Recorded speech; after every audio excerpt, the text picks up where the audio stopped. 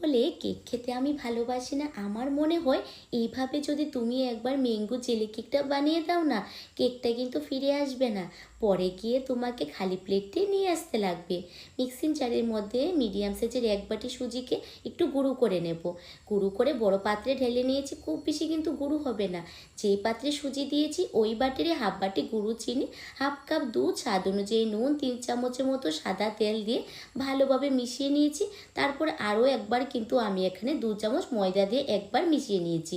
এবার এখানে 1 চামচ বেকিং সোডা, 1 চামচ বেকিং পাউডার দিয়ে ভালো করে মিশিয়ে নেওয়ার পর যেই পাত্রে কেকটা বানাবো ওই পাত্রটার মধ্যে 2 চামচ সাদা তেলকে আরও একবার ব্রাশ করে দিয়ে পেপারটার মধ্যে কিন্তু ভালোভাবে তেলটা ব্রাশ করে দিয়েছি।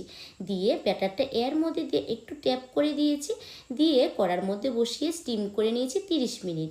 30 মিনিট স্টিম করে নেওয়ার পর কেকটা দেখো খুব সুন্দরভাবে হয়ে গিয়েছে, নামিয়ে ঠান্ডা করার জন্য রেখে দিয়েছি। কেকটা বানালে তো হবে না, এবার এখানে ম্যাঙ্গো জেলিটা বানিয়ে নিই। একটা হিমসাগর আমকে ভালোভাবে পেস্ট করে নিয়েছি। এবার পেস্টটা করার মধ্যে দিয়ে ওই যে কেকের জন্য গুঁড়ো করে রেখেছি চিনিটা, 3 চামচের মতন চিনি ছিল, এটাকেও দিয়ে ভালোভাবে একসঙ্গে জেলিটা বানিয়ে নিয়েছি।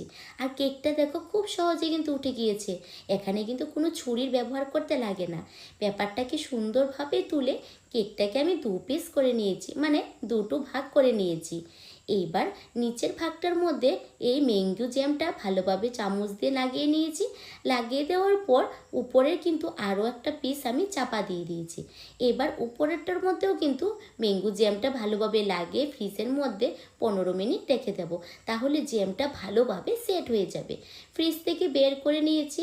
এবার তোমাদেরকে আমি এক পিস কেটে দেখাবো।